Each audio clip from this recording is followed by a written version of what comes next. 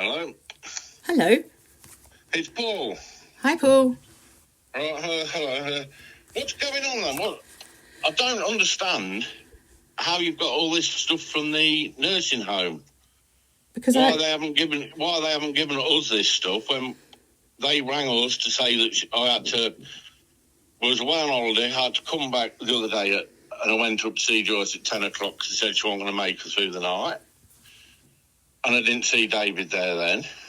And they never mentioned that they got details of what her wishes were.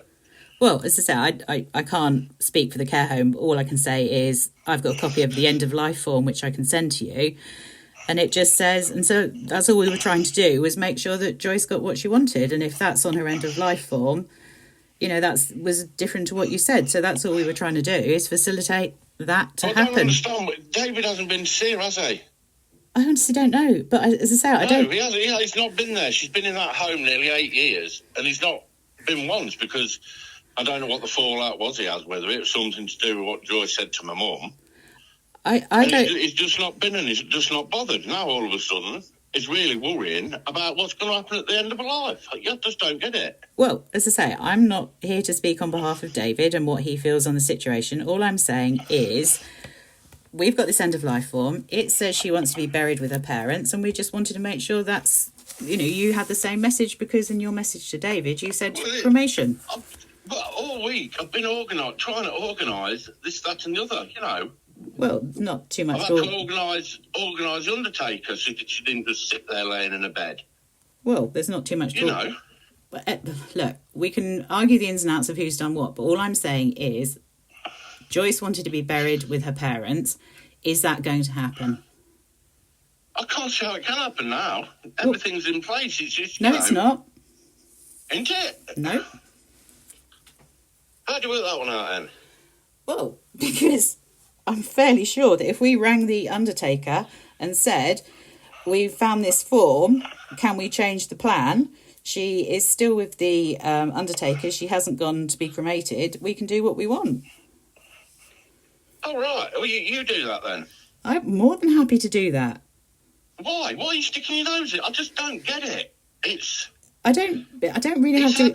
David has had nothing to do with her for years. It really doesn't. It really doesn't matter, does it? The fact is, why should Joyce be denied her last wish? Whether David got on with her or not, whether you went to see her every week or not, that doesn't matter. What matters is important, I believe now, is that once somebody dies, what happens to them is what they wanted. It's their last chance to have a say in what happens to them.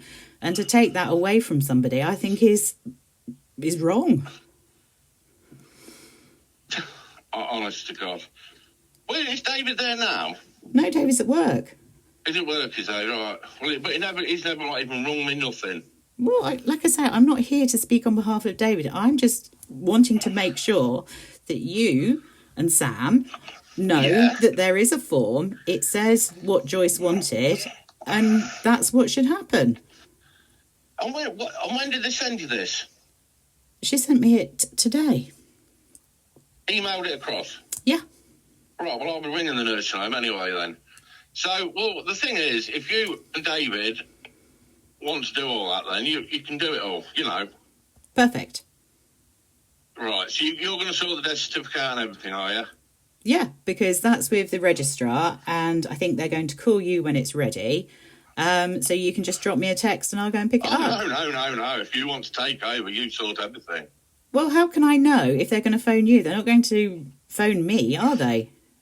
Well, no, but you and David obviously want to stick your noses in. This, that and the other, feel good about it all, so you can sort it.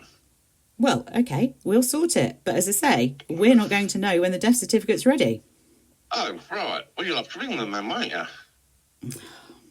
But now I've actually been in touch with the registrar and everything. I don't think they'll speak to you, so it's just going to be a tough look then, isn't it? As callous as it sounds, I just don't... As callous as it sounds? I'm really annoyed with this. You're annoyed with this. Do you know what we're annoyed about? We're annoyed about the fact that you fucking stole 32,000 fucking pounds from Jilly, you disgusting awful people. That's what we're concerned about. That's what we care about. And that's why we're getting involved now. So don't you dare try and steal Joyce's money, you low-life fucking scum. What the hell are you on about? You stole £32,000 from Jilly. Yes, you did. And you received a police caution because we found the cheque that bounced because you took £1,000 out of the account and it bounced. So all that came to light. You would not have accepted a police caution if you two weren't guilty fucking scum of the earth. Oh, that's really nice. So ladylike. Well, I would love to see this proof of this £32,000 because right, you get us has never had £32,000. Yes, she has.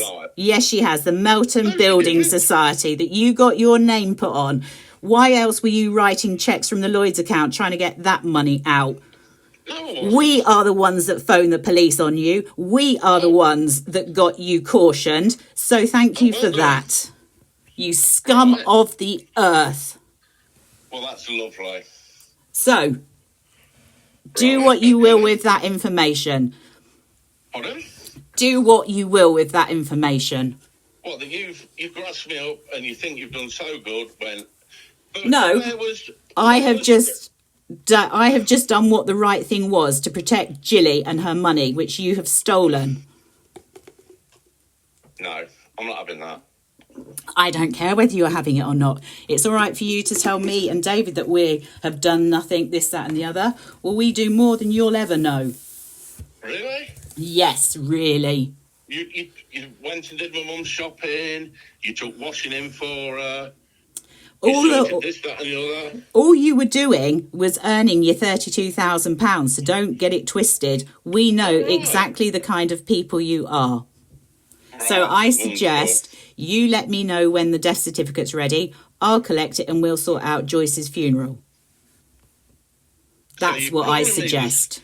You're calling me the scum of the earth and now you want me to help you out. No, I don't need you to help me out. All I'm saying is that is how it will work. Right, okay then. Wonderful. You want to talk about it with your brother? He's of the same opinion. He won't talk, he ain't got the bollocks. He has got the bollocks. No, he hasn't. He has.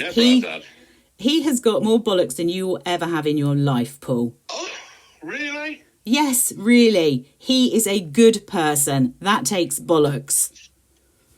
Right. So you're saying I'm not a good person? I'm absolutely saying you're not a good person. But I just cannot get over this. You're saying it's 32. I can't get my head around this figure of £32,000. Quite happy to show you the accounts. Quite happy to show you the accounts. You told the police that you'd spent it on your son's wedding, I believe. Yeah. Yeah? You spent Jilly's money on your son's wedding. That's what you told the police. So don't be telling me you didn't have the money because you admitted to the police that you'd had it, that Jilly had given it to you so you could pay for your son's wedding. Yeah. But you didn't take what happened. But you didn't take the money, did you?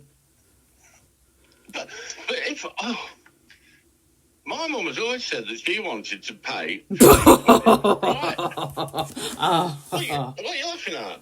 I'm laughing at your justification. Why don't you just actually have some balls and say, you're right, Andrea, that's exactly what we did? But you keep saying this. So why would my mum trust me and put me on the account? She didn't trust you. Didn't she? No. Oh, right. No, she didn't trust you. Oh, right. She said that, has she? Yes. Has she? So you've actually spoke to my mum about this then? I don't need to speak to your mum about it. There are many conversations that go on that you don't know about, which is just as well. With who? Paul, why are you doing this? You admitted... No, you're calling me scum of the earth. Yes, I'm calling you scum of the earth because you took £32,000. Who has told you all this? We've got evidence of it. Have you really? Yes. Why? Okay, so tell me this. If that money didn't go missing, right, yeah. Why is there a massive outstanding bill on Jilly's care from the day she went in until David took over paying her pension? Because not a bit of that pension money ever went to pay Jilly's care, which is what should have happened. So you tell me how we can prove that the state paid Jilly her pension, and she had a private pension from the rent-a-kill, where that money went from the day Jilly went into care up until the point David took over her pension. Where is that money, Paul? I don't know. Well, there you go. There you go. Her pension, listen to me. Don't tell me to listen. Well, we're on a phone call. I don't know what else you're going to do. Her state pension, her state pension went into the Melton Building Society, to which you had your name put on, right? Fact, her rent-a-kill pension goes into the Lloyd's account, which you couldn't get access to, which was why you were writing cheques every so often for £1,000 to get your money out of there.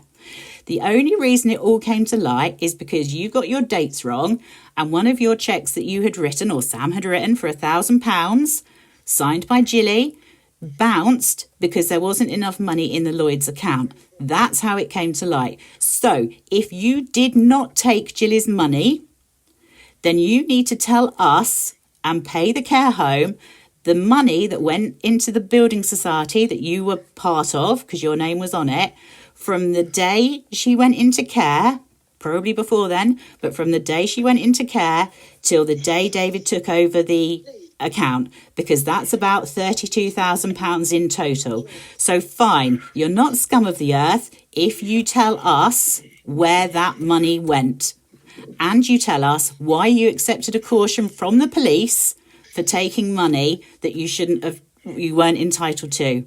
You tell us that, you're not scum of the earth, you're golden. Well, I'm not going to judge myself. And there it is. You're not going to justify yourself because you know I am absolutely factually correct. Right, so, okay then, tomorrow morning at 10 o'clock, there is an appointment at the registrar. Okay. So, you can do what you want. Perfect. Right. Anything else? So that's sorted. You're happy now, are you? I am happy now. Oh, wonderful. I'm very pleased about that. Appreciate it. Right. So I don't suppose I'll be hearing from David anyway. Well, you've more than...